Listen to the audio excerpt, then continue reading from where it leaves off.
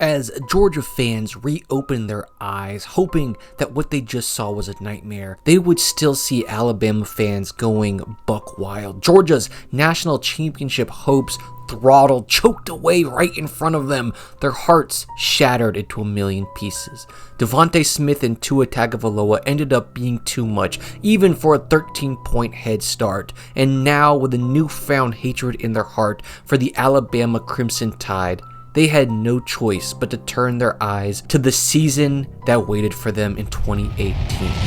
But before we get into that freshly brewing hatred, you know what I hate? When I think that I'm on top of my financial situation, just to go and check my account and see that there was a subscription lurking there ready to take money as soon as it got put into that account. Ooh, it grinds my gears. But that's why I'm happy to talk to you about today's sponsor, Rocket Money. They are an all-in-one personal finance app that you can use to easily cancel subscriptions and lower your monthly bills. You heard that right, lower your monthly bills. And overall, just manage your money better. But what I love is that Rocket Money will actually scan your monthly bills to figure out which ways it can save you more money. Because right now, you are just a few taps away from allowing Rocket Money's negotiators to bring down the bills of like your internet service, cable, and phone bills. You don't even need to make the call because Rocket Money's negotiators are going to handle all of that for you to get your lowest possible rate. So if you want to save more money, join Rocket Money's 5 million members right now and go to rocketmoney.com/Isaac Punts. Yes, that's right. rocketmoney.com/Isaac Punts to get started for free and to take control of your financial situation. They had lost some of their offensive firepower in the offseason with Nick Chubb taking his talents to Cleveland, leaving them down ahead of their dangerous two-headed running game. But for the first time in a long time, Georgia was going to show something I would call a little bit of that Alabama-like grit. You see, where some teams would take their time in the sun with good players and immediately fall back down the totem pole for a few years before maybe climbing back up. One team managed to always be in that top 3 conversation, no matter who they had or didn't have, and that was Alabama. Heck, even under legendary coach Mark Richt, their best streak would have them dip their toes into the top 5 4 times in a row, but would never break that top 2. And the one time they did break into the top 2 back-to-back years, one of which was in the final poll where it mattered, and the other was on opening week where they would quickly fall from that. But now, twice, they have had to climb their way back in by throttling every SEC team that showed up to prove that they're not just a flash in the pan like some Georgia teams of the past. And after their equivalent of an in-season for fun scrimmage against Austin Peay, they would go to work.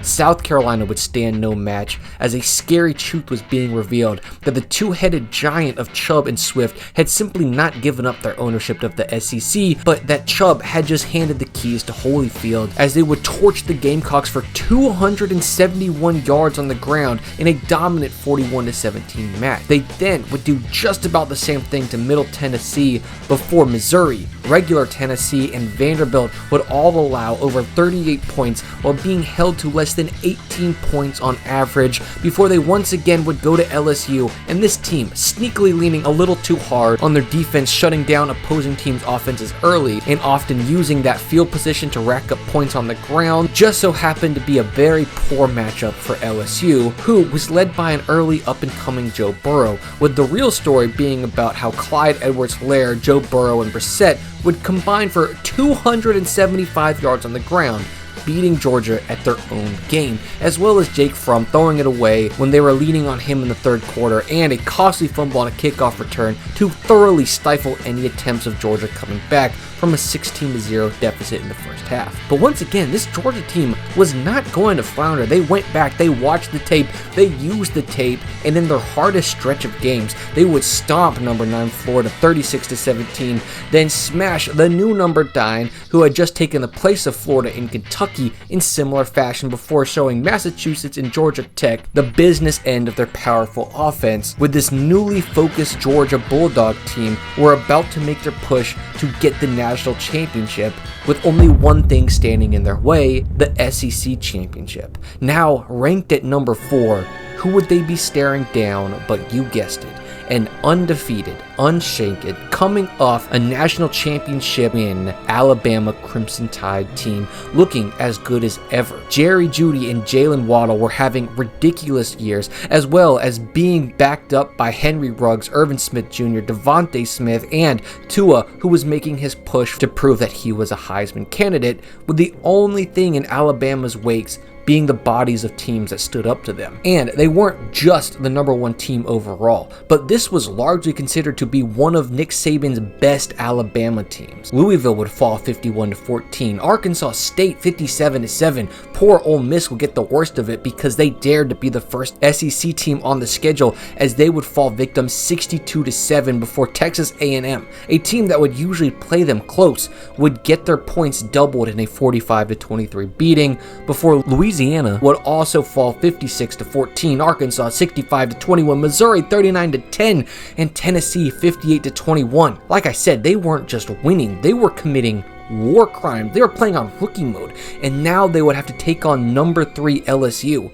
And this team was no slouch. They had the defense to beat Georgia and the offense to rack up over 30 points on them, and they were trying to prove that they could compete with the giants of the SEC, where they would come out and not put up a single point. You heard that right. Alabama hung the Tigers and drained them. Tua would throw for 295 yards and 2 touchdowns. LSU was held to 12 yards on the ground. You know, the same team that just ran for over 250 against Georgia 2 weeks prior. Then they did the same thing to Mississippi State, holding the only 2 teams they had played all season that were inside the top 20 to a total of 0 points before beating Citadel and crushing their rival in easy fashion before getting to the SEC championship without even breaking a sweat.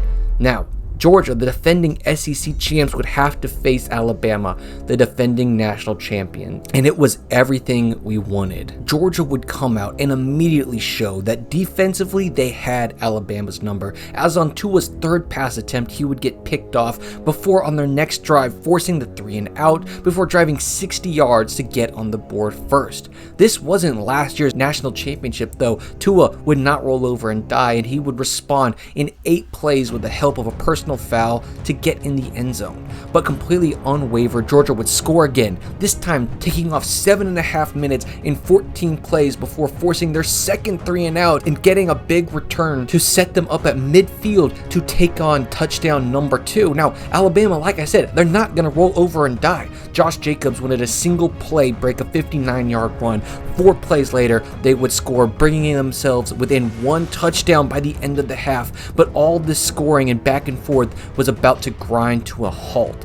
Alabama got completely stuffed on their first drive with a short punt to set the Bulldogs up to score, and now it was Tua who was seeing ghosts. 2 drives with no passes completed, and suddenly Georgia was driving again, with Alabama's only saving grace being Hot Rod missing the chip shot field goal, and that being followed up with Tua throwing it away and scoring territory. On the flip side, Georgia was absolutely spinning their tires on offense. They had now punted 3 times in a row and had their lead cut to 7, as they were once again trying not to choke it away until after another punt, something would happen. Tua, on 2nd and 10, would get his ankle stepped on and go down. Now, if you remember last season, you may have just assumed that their previous quarterback, Jalen Hurts, hit the transfer portal because that was the common thing to do after getting benched. But instead, he stuck around backing up Tua, and suddenly on the biggest stage, against the team that got him benched in the first place, he would be forced to step back in. But unlike his last appearance, he was perfect. Georgia would do everything to try to stop him, but Hurts would overcome it all. On a 16-play drive, including 3 third-down conversions, he would eventually find the end zone, throwing an absolute dart to Jeudy, where he had maybe 3 inches of space. He didn't look good, he looked brilliant, and suddenly he did something they hadn't done all game, which was put together a long drive with almost no broken plays. Georgia, now on their back foot, unable to believe that they had just once again choked away a lead to Alabama, was trying to make something happen where they'd get to midfield and find themselves at 4th and 11 from the 50-yard line, where they make one of the most suspect plays I've ever seen in an attempt to keep Alabama from touching the ball again, and knowing a single first down could get Hot Rod into field goal range. They run a fake punt punt, and it's impossible to tell what was supposed to happen if everything went right because Alabama sniffed it out perfectly, and no one is open. Everything is perfectly covered as Justin Fields, yes, that Justin Fields, is tackled for just a 2-yard gain. But what we'd see from Hurts after that is really what stole the headlines. One pass into literal piggyback coverage to keep the drive alive. Then he finds Waddle in open space to move them forward, and at 1st and 10 from the 16, they call the quarterback draw, and Hurts gets his redemption, sending home the Bulldogs in glorious fashion. A second championship comeback win, 2 heartbreaks in one stadium for Georgia, and you may say to yourself, Isaac, this isn't the game in the thumbnail. Georgia fans might be particularly upset about this, but it's an important stop on our journey, so I wanted to dwell on this heartache for a minute. You see, after this, Alabama would eventually go on to get stomped in the national championship game, and Georgia would also go to get upset in their bowl game. But twice now, Georgia had run into Bama in a postseason game, and twice they had gotten a solid lead in the second half just to choke it away to whichever quarterback happened to not be currently the starter.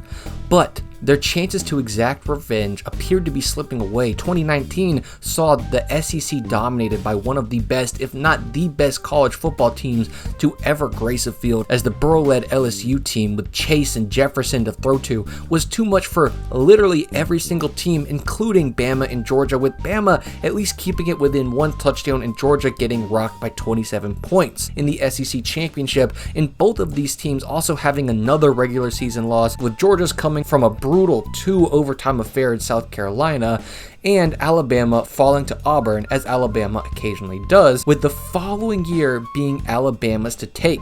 You see, it's the midst of the COVID year, and games were getting canceled and postponed, but Alabama had their best team and their most dominant season of all time, with their closest game being when Florida tried to race them in a 52-46 affair. But in the midst of that season, Georgia would fall victim to Alabama in a 42-24 game, which even in that game, Alabama was trailing late into the third quarter, showing that despite the lopsided final score, Georgia was still able to make them sweat, being the only team all season to hold a lead for longer than a blip. But not settling for this, Georgia would move to 2021 and finally put together maybe the greatest college football defense of all time. I'm talking about it would take their opponents 5.5 games to break the 30-point threshold of points allowed on the season. Clemson was held to 3, UAB to 7. The Gamecocks were the second highest scoring team against them all year with 13 points before forcing back-to-back goose eggs against Vanderbilt, which is normal, and the number 8 ranked Arkansas, which was not normal, where, like I said, in the third quarter against Auburn, they would score a touchdown to allow their 33rd points all season. Then Kentucky would get 13, Florida 7, Missouri 6, and Tennessee would do the best of any team in the regular season with 17 points. This Georgia team was scorching earth on a warpath that we had never seen before, as they demolished Charleston Southern and Georgia Tech, where now, with the greatest college football defense ever assembled, they would get to rematch Alabama, who once again were very good, but clearly a step down from the most dominating team of all time. Now, they were just winning by 20 and 30 points instead of 40 and 50, and heck, they even got popped by an unranked Texas A&M, only beat LSU by 6, who was unranked, and had to take unranked Auburn to 4 overtimes. And I'm just going to say this, you know a team is good when you're having to bring up wins and why they're not as good as usual discussion. But one single loss meant that they would have to face off this defense, and it seemed like nobody told the Georgia defense that they were playing Alabama that week. After 2 punts to open the game, Alabama would put together more points than any other team all season in this second quarter alone, as they would rattle off 3 touchdowns and a field goal in the second quarter alone, and Georgia would try to keep up, but they haven't been forced to rely on their offense all year, and at the end of the half, in an absolutely dominating fashion, it was 17-24 Alabama. And the second half trudged on, their offense completely folded. Bama would immediately score, Bennett would collapse, he'd throw a pick in scoring range, get the ball back on a punt and throw it away on 4th down before the very next drive throwing a pick 6, bringing the score 38-17. The Bulldogs were stunned. They'd score one more time while Alabama would eventually coast to the win, kicking a field goal for good measure to push it to a 3-score game late in the fourth, as all of the talent on Georgia's team couldn't seem to stop the inevitable, where now you must be asking yourself, Isaac, is this even a rivalry? I mean, since you started this small series, Georgia has now lost to them 4 times in a row, 2 of them being by 17 and 18 points, and dear viewer, I must say, hold your horses, because while Alabama seemed not to care about Georgia's stout defense, others did. And some of those people were part of the playoff committee, who now for the second time ever were going to put 2 teams into the college football playoff from the same conference, and it was for the second time going to be Georgia and Alabama on opposite sides of the brackets, where they would once again rectify the committee's decision by holding non-SEC teams in the playoffs to scores where if you combined Cincinnati and Michigan's total points, they would not have beat either team, to set up for the second time in 4 years a Georgia-Alabama natty. Now lined up not only with their previous national championship loss looming over their head, but 2 SEC championship losses and the notion that no matter how good they could be, they would never be Alabama. Hell, they could never beat Alabama. And from the jump, it felt like more of the same. They held Alabama to a field goal before their defenses would battle vicariously through damage done to opposing offenses. Georgia would eventually get a field goal of their own, but Bama would answer with a second one, then a third one, as Georgia, on the back of an out-of-bounds kickoff, would be able to sneak in another field goal to find themselves at the half 9-6 in Bama's favor. And the second half did not start off with much reprieve. Even with Bryce Young throwing it away just on the other side of the 50, it still resulted in a Camarda punt where it looked like Alabama was ready to drive the dagger in a 17-play, 68-yard drive. They would methodically move down to the 30, where future NFL kicker Will Reichard would look to stretch the lead, but it's blocked. A special teams play seemed to be the adrenaline needle to the heart of Georgia's team, as the very next play they would hand it to Cook, who took it 67 yards, and 3 plays after that, Georgia Bulldogs were out in front, but Bama was not going to waver. They immediately marched the length of the field, getting to the 3 before the Dogs were able to stuff them at the goal line and force them to settle to a field goal. But then, that little inkling of hope in a blink of an eye would vanish as Christian Harris sacked Bennett, forcing the fumble and turning the tide, no pun intended, as they would start at the 16 and in 4 plays regain the lead. But you see, now officially not having the lead, Georgia wouldn't make the mistakes of the pass. They wouldn't have a chance to just run the ball and give Alabama unlimited opportunities to get back in this. In fact, it was them who would be slinging the rock, as in 4 plays Bennett would find Mitchell for a 40-yard touchdown and force the Alabama punt, where a few runs from Zamir White and a big pass interference would set up another 15-yard touchdown to Brock Bowers, where now Georgia held an 8-point lead with 3 minutes left in the game. A story we've all seen too often, as future first-round pick Bryce Young looked to break the hearts of the Bulldogs again. On 3rd and 4, he'd find Robinson for the first down. 2nd and 9 would go to Cameron Latu, as we were now just 1 minute left in the game. But on 3rd and 10 at the 44, maybe it was an underthrow, maybe it was a miscommunication, but Bryce looked for Holden, but instead set in stone the greatest rivalry of the last decade. And Georgia is going to conquer the Crimson Tide.